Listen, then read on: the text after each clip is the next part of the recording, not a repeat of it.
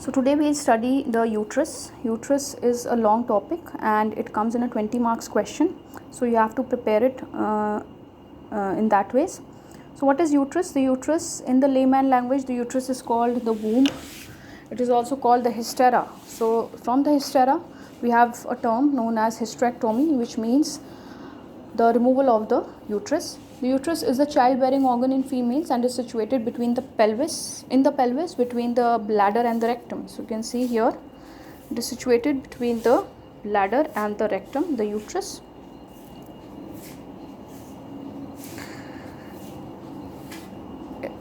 It is the organ which protects and provides nutrition to the fertilized ovum, enabling it to grow into a fully formed fetus. So you all are aware of it, that the fetus grows in the uterus. Size and shape: the uterus is pyriform in shape and it is about 7.5 centimeters long, 5 centimeters broad and 2.5 centimeters thick. It weighs about 30 to 40 grams and it is divided into two parts. The upper expanded part is called the body and the lower cylindrical part is called the cervix. The part of the uterus above the opening of the fallopian tubes is called the fundus. So you can see here, this is the part, fundus, above the opening of the uterine tubes, and the uterus is again composed of two parts: the body of the uterus, which is expanded, and the lower cylindrical part where the cervical canal is written, that is the cervical portion. So this is known as the cervix of the uterus, body of the uterus and then the cervix of the uterus. The normal positions and angulations: normally the long axis of the uterus forms an angle of 90 degree with the long axis of the vagina. This angle is open forwards. This forward tilting of the uterus relative to the vagina is called the anteversion. So you can see very properly the vagina and you can see this uterus, it is bending forwards. This forward tilt you can see very properly. This is known as angle of anteversion, which is of 90 degrees. But if in some cases, this is the normal position, but in some cases if it's tilting backwards relative to the vagina, that is known as a retroversion. It is not a normal condition. It is not a normal condition though. The uterus is also slightly flexed at the level of the internal os of the cervix. This is referred to as the anteflexion. You can see here the internal os of the uterus, that is internal os of the cervix, you can see. So you can see the uterus is also flexed a little bit forwards. This angle of anteflexion is 125 degrees and this flexion is referred to as anteflexion. I'll show you again these angles in the next video from the book.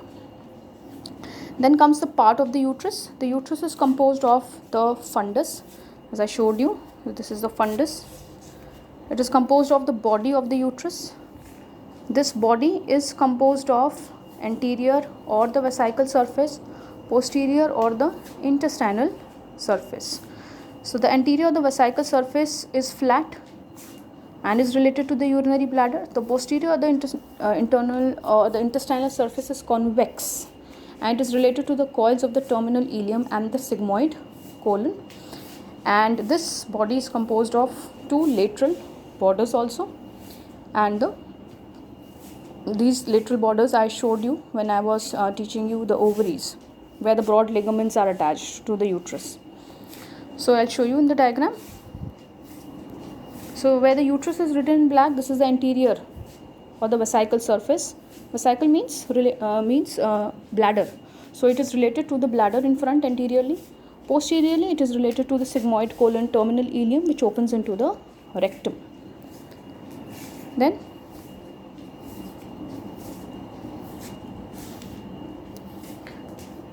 each lateral border is rounded and convex. It provides attachment to the broad ligament of the uterus, which connects it into the lateral pelvic wall. The uterine tubes open into the ureter at the upper end of this border.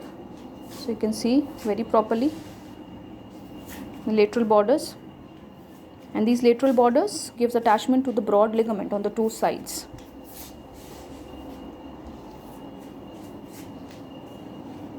Then comes the cervix of the uterus. So the cervix is the lower cylindrical part of the uterus. It is less mobile than the body. It is about 2.5 centimeters long. The lower part of the cervix projects into the anterior wall of the vagina, which divides it into the supravaginal and the vaginal parts. So you can see here, this is the cervix, and the cervix is gaining entry into the vagina.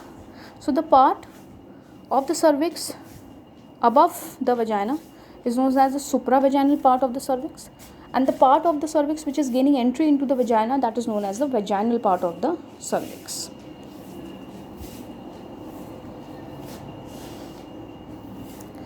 Then the supravaginal part of the cervix is related to anteriorly to the bladder, posteriorly to the recto-uterine pouch, which is also known as the pouch of Douglas. I showed you this in my last lecture. On each side to the ureter and the uterine artery. So you can see here this diagram, the cervical part, it is related in front to the urinary bladder, and behind it is related to a pouch which lies between the uterus and the rectum, that is known as recto-uterine pouch or the pouch of the Douglas. And it is also related to the uterine arteries and the ureter. You can see very properly the supravaginal part is related to the ureter and the uterine arteries. Then the vaginal part of the cervix projects into the anterior wall of the vagina. The space between it and the vaginal wall is called the vaginal fornices.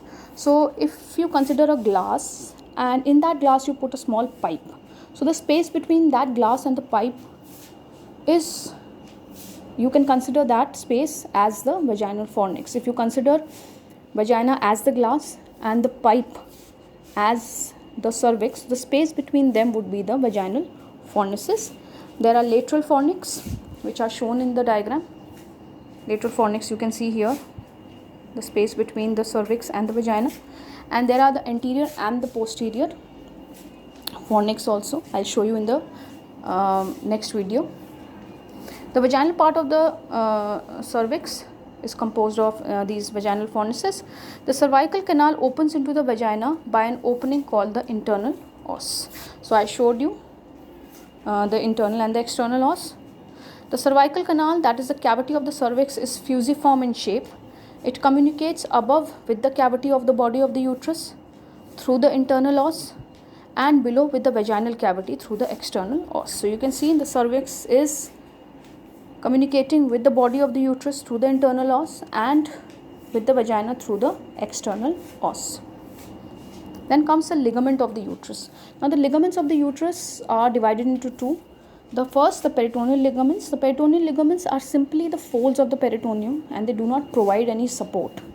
So these are, the anterior ligament consists of the utrovesical fold or the utrovesical or the vesico-uterine pouch, which we studied when we were studying the bladder. That pouch or that fold is between the bladder and the uterus.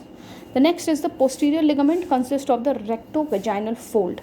Now this rectovaginal fold lies between the vagina and the rectum. This is known as the rectovaginal fold, and the fold between the uterus and the rectum was the recto-uterine fold or the pouch of the Douglas. So these things are different. The space between or the fold between the vagina and the rectum is the rectovaginal fold, and the fold between the uterus and the rectum is the recto-uterine or the pouch of the Douglas. The right and the left broad ligaments are the fold of the peritoneum which attaches the uterus to the lateral pelvic wall. So this blue thing complete is known as a broad ligament, and it connects on both the sides, it is present, and it connects the uterus to the lateral pelvic walls. Now the ovary is attached to the posterior layer of the broad ligament through the mesovarium. I taught you this in the last lecture. The part of the broad ligament lying between the uterine tubes and the ligament of the ovary is called the mesosalpinx. You can see between the ligament of the ovaries and the uterine tubes, the part of the broad ligament is known as mesosalpinx. It's labeled here.